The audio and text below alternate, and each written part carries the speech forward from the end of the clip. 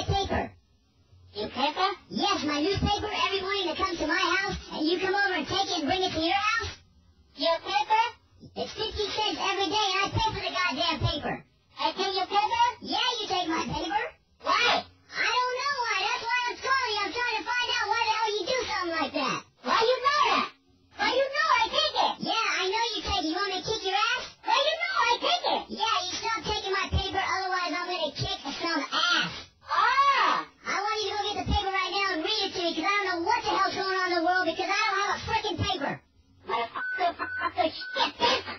Hey, you don't talk to me like that. What's that, guy? You want trouble, right? What? You want trouble, right? You want some trouble?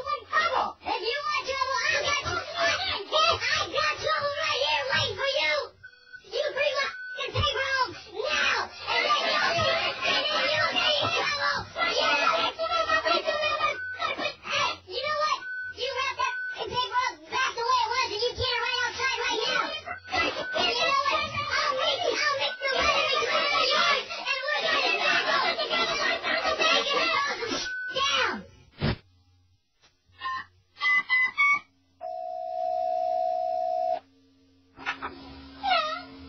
Hello?